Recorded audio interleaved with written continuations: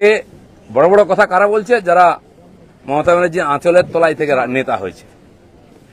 আরো বড় বড় কথা বলছে, অনেকে চরিত্রের কথা বলছে, যারা কালীঘাটের উচ্ছিষ্ট খেয়ে জীবন কাটিয়েছে, আজকে বিজেপির উচ্ছিষ্ট খেয়ে বেঁচে আছে, তারা দিলীপ ঘোষকে ক্যারেক্টার সার্টিফিকেট দিচ্ছে। যারা 4টে বিয়ে করে, 14টা গার্লফ্রেন্ড রাখে, রাত্রের জীবন একরকম, দিনের জীবন একরকম, তারা দিলীপ ঘোষকে ত্যাগী ভোগী বলছে। 250 লোকের প্রাণের বিনিময়ে যে পার্টি দাঁড় করিয়েছিলাম, সে পার্টি কোথায় আজকে? কেন হারছি আমরা? কেন লোকে ছিচিৎকার করছে? আর এই দালালরা যেদিন থেকে পার্টিতে এসছে, বিজেপির গন্ধও চলে গেছে, বিজেপির স্বাদও চলে গেছে। লোক বিজেপির ভরসা করতে পারছে না।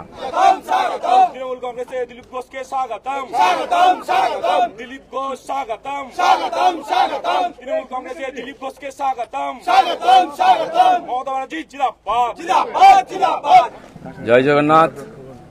গতকাল দীঘায় জগন্নাথ মন্দির উদ্বোধন হয়েছে, আমরাও তার দর্শনের সুযোগ পেয়েছি। এই ঘটনাকে নিয়ে বহু রকম তর্ক বিতর্ক শুরু হয়ে গেছে। ভগবানকে তর্কের উপরেই রাখা উচিত, কিন্তু অভ্যাসবশত অনেকে বিতর্ক শুরু করেছেন। এবং মজার ব্যাপার, আমি কেন ভগবানের কাছে এসেছি তাতে অনেকের কষ্ট হয়েছে। আমি ছোটবেলা থেকে ভগবানের মন্দিরে যাই, আমি দেখি না কে মন্দির তৈরি করেছে, আমি ভগবানকেই দেখি। আর এটা আমরা জানি যে মন্দির যেই তৈরি করুক, ভগবান সবার হয়। কালীঘাটের মন্দির তৈরি করেছে কেউ জানে না, বা তারকেশ্বরের মন্দির কে তৈরি করেছে আমরা জানি না, কিন্তু ভগবানকে দর্শন করতে যাই তখন ভুলে যায়। রাম মন্দির কে তৈরি করেছে সেটাও লোকে ভুলে যাবে, কিন্তু রামকে মনে রাখবে। আমি এসেছি। পশ্চিমবাংলায় সবকিছু তো রাজনীতি হয়, হয়েওছে, কিন্তু আমার খুব মজা লাগছে। আমার পার্টির কিছু লোক খুব কষ্ট পেয়েছেন, যে পার্টির কর্মীরা কষ্ট পেয়েছেন, হতাশায় ভুগছেন, কেউ কেউ ভাবছে সুসাইড করবে কিনা। আমি বলছি, বিজেপি করতে গেলে হতাশায় ভুগবেন না, চোখের জল ফেলবেন না, কারণ আমরা পার্টি দাঁড় করিয়েছি রক্ত দিয়ে আর ঘাম দিয়ে। যেন বিজেপির কর্মীরা পেছনে তাকায় না, ভয় পায় না, সন্দেহ করে না। যতদিন আমার মনের মধ্যে, আমাদের কর্মীদের মধ্যে সন্দেহ ছিল না, বিভেদ ছিল না, পার্টি এগিয়েছে। যেদিন থেকে এই ধরনের অপসংস্কৃতি ঢুকেছে, তখন থেকে পার্টি পিছোচ্ছে। দিলীপ ঘোষ 42 বছর ধরে ঘরবাড়ি ছেড়ে সমাজের কাজ করছে, 10 বছর রাজনীতি করছে। দিলীপ ঘোষের দিকে আঙুল তোলার হিম্মত কারো নেই, না পক্ষে না বিপক্ষে। যে কোনো ধরনের আমি চ্যালেঞ্জ করছি।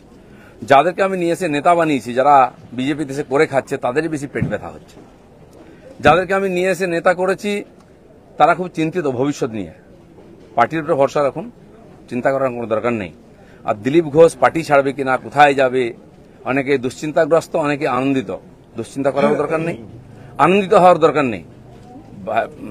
দিলীপ ঘোষ দরকার হলে রাজনীতি ছাড়বে, কিন্তু পার্টি ছাড়বে না, বিজেপি ছাড়বে না, এটা পরিষ্কার বলে দিচ্ছি। কিছু লোক হয়তো চাইছেন আমি পার্টি ছাড়লে জায়গাটা খালি হবে, সুবিধা হবে। সেটা হওয়ার চান্স নেই, কারণ আমাদের কাছে মিশন পশ্চিমবাংলায় যতদিন না রাজনৈতিক পরিবর্তন হচ্ছে, লড়াই চলবে। আর যে আমার লক্ষ লক্ষ সাথী 10 বছর ধরে আমার সঙ্গে লড়াই করেছেন, রক্ত দিয়েছেন, ঘাম দিয়েছেন, প্রাণ দিয়েছেন, পরিবারকে রাস্তায় বসিয়ে দিয়েছেন, সেটাই আমাদের কাছে প্রেরণা। কেউ বলছে 57 জন শহীদ হয়েছে, তারা ভাবছেন যে 21 সালে বোধহয় বিজেপি তৈরি হয়েছে। তা হয়নি, 257 জন শহীদ হয়েছে, রাজনৈতিক শহীদ। সেই শহীদ ভুলিনি, কারণ আমার সময় তারা প্রাণ দিয়েছেন। তার ফলে 77 সিট জিতেছিলাম। আজকে 1 ডজন এমএলএ আমাদের ছেড়ে চলে গেছে, এমপি চলে যাচ্ছে, পঞ্চায়েত, জেলা পরিষদ, সমিতি চলে যাচ্ছে। কিন্তু আমি বলছি, আমাদের বিচারধারা, আমাদের রাস্তা ঠিক আছে, ঘাবড়াবেন না, ভয় পাবেন না। বিজেপি ভয় পায় না বলে ভারতবর্ষে পরিবর্তন করতে পেরেছে। আমরা সেই পার্টির সংস্কৃতি মানি, যে পার্টির প্রধানমন্ত্রী অটল বিহারী বাজপেয়ী কালীঘাটে গিয়ে মমতা ব্যানার্জির মায়ের পায়ে হাত দিয়ে প্রণাম করেছিলেন। আমরা সেই সংস্কৃতির লোক। মমতা ব্যানার্জি তখন আমাদের সঙ্গে ছিলেন, আর অন্যদিকে চলে গেছেন, শত্রু হয়ে গেছেন, এটা আমি মনে করি না। রাজনীতি আমার কোনো শত্রু নাই, আমি সবাইকে মিত্র করার চেষ্টা করি। আর মিত্র করেছে বলে ভারতীয় জনতা পার্টি এত বড় হয়েছে। অন্য পার্টির বহু নেতা এসে পার্টির নেতৃত্ব করছেন। তো সেই জন্য আমরা সেই সংস্কৃতির লোক, সেই পার্টির কর্মী, যে পার্টির প্রধানমন্ত্রী অটল বিহারী বাজপেয়ী শান্তির বার্তা নিয়ে বাসে চড়ে লাহোরে গেছিলেন, শত্রুর দেশে গেছিলেন, ঘোষিত শত্রু পাকিস্তান। প্রধানমন্ত্রীর সঙ্গে আলাপ করেছিলেন। ফিরে আসার পরে পাকিস্তান আক্রমণ করেছিল, কার্গিল যুদ্ধ হয়েছিল। অটল বিহারীর হাত কাঁপেনি, মিরাজ পাঠিয়ে দিয়ে, সেনা পাঠিয়ে দিয়ে সমস্ত বাংকার গুঁড়িয়ে দিয়েছিলেন। আমরা সেই সংস্কৃতি, এটা ভারতের সংস্কৃতি, এটা বিজেপি সংস্কৃতি। আমার প্রধানমন্ত্রী নরেন্দ্র মোদী, তিনি নওয়াজ শরীফের বাড়িতে বিয়েতে নেমন্ত্রণ রক্ষা করতে গেছিলেন, কোনো প্রোটোকল মানেননি, আশীর্বাদ করেছিলেন মেয়েকে। কিন্তু তারপরে পাঠানকোট হয়েছিল, পুলওয়ামা হয়েছিল, কিন্তু নরেন্দ্র মোদী সার্জিক্যাল স্ট্রাইক করতে, এয়ার স্ট্রাইক করতে পিছিয়ে যাননি, কারণ এটাই বিজেপি, এটাই ভারতীয় সংস্কৃতি। সেজন্য আমরা যেন আমাদের পরিচিতি না ভুলে যাই। আমার পাড়ায় বিয়ে হচ্ছে টিএমসি নেতার বাড়িতে, সে টিএমসি করে বলে তার বাড়িতে আমি বিয়েতে যাব না, এই ধরনের জঘন্য নিম্ন রুচির রাজনীতি দিলীপ ঘোষ করে না, করবেও না, এটা আমি ঘৃণা করি। আমার বাড়ির জামাই যদি অন্য পার্টি করে, সেই মেয়ের বাড়ি আমি যাব না, এই রাজনীতি দিলীপ ঘোষ করে না, করবে না। যারা করতে চাইছে এটাকে, বিজেপিকে এই অপসংস্কৃতি আনতে চাইছে, তারা বিজেপি জানে না, তারা বিজেপি জানে না, তারা দিলীপ ঘোষকে চেনে না, এর পিছনে কত ত্যাগ তপস্যা আছে জানে না। যারা 21 সালে এসছে, 20 সালে বিজেপিতে এসছে না, তারা বিজেপি বুঝতে পারবে না। কেউ কেউ RSS দেখাচ্ছে, কেউ কেউ হিন্দুত্ব বোঝাচ্ছে। দিলীপ ঘোষকে হিন্দুত্ব বোঝাবেন না। আমার কাটলে গায়ে হিন্দুর রক্ত বেরোবে, বিজেপির রক্ত বেরোবে। বাকিদের গায়ে কি রক্ত আছে আমি জানি না, কারণ বহু জায়গায় ঘুরে এসছেন তারা। কে বড় বড় কথা কারা বলছে? যারা মমতা ব্যানার্জি আঁচলের তলায় থেকে নেতা হয়েছে। আরো বড় বড় কথা বলছে, অনেকে চরিত্রের কথা বলছে, যারা কালীঘাটের উচ্ছিষ্ট খেয়ে জীবন কাটিয়েছে, আজকে বিজেপির উচ্ছিষ্ট খেয়ে বেঁচে আছে, তারা দিলীপ ঘোষকে ক্যারেক্টার সার্টিফিকেট দিচ্ছে। যারা 4টে বিয়ে করে, 14টা গার্লফ্রেন্ড রাখে, রাত্রের জীবন একরকম, দিনের জীবন একরকম, তারা দিলীপ ঘোষকে ত্যাগী ভোগী বলছে। আহাম্মক, রাস্তায় দাঁড়িয়ে বলো লোকে কি বলবে। দিলীপ ঘোষ আজকেও রাস্তায় দাঁড়িয়ে আছে, কালো দাঁড়িয়েছিল, আগামী দিনেও থাকবে। মানুষ জানে দিলীপ ঘোষ কি করেছে, দিলীপ ঘোষ কি। আমার মন আর মুখ এক। আমি পর্দার আড়ালে কথা বলি না, কোন নেতার সঙ্গে বন্ধ ঘরে মিশি না, আমি সে যেই নেতা হোক। আমি চৌরাস্তায় দাঁড়িয়ে কথা বলি, ক্যামেরার সামনে কথা বলি। এটা দিলীপ ঘোষ। তাতে যদি কারো কষ্ট আমার কিছু করার নেই। দিলীপ ঘোষের মিশন ঠিক আছে, দিলীপ ঘোষ পাল্টাবে না, তার নীতি পাল্টাবে না। দিলীপ ঘোষ বাংলায় পাল্টাতে এসছে, অর্ধেকটা হয়ে গেছে। যারা কোনোদিন পার্টির জন্য কন্ট্রিবিউশন করেননি, তারা বুঝবেন না বিজেপি কি, দিলীপ ঘোষ কি। সেই জন্য কষ্ট পাওয়ার কোনো কারণ নেই। দিলীপ ঘোষ আছে, দিলীপ ঘোষ থাকবে যতদিন পার্টির প্রয়োজন হবে। যে কর্মীরা আবেগে ভাসছেন, আবেগে ভাসার সময় নয়। যদি সত্যি সংকট আছে, লড়াই করুন।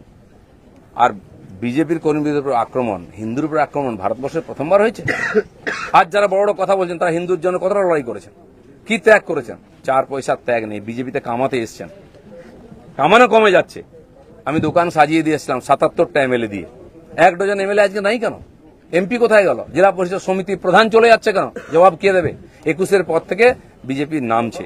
19 সালে বিজেপি 41% ভোট পেয়েছিল, এবং আজ অনেক নেতা আমাদের পার্টিতে তার বিরুদ্ধে লড়াই করে আমরা পার্টিকে বাড়িয়েছিলাম। অনেকে প্রশ্ন করছেন, 41% ভোট আর 121টা বিধানসভায় আমরা লিড নিয়েছিলাম।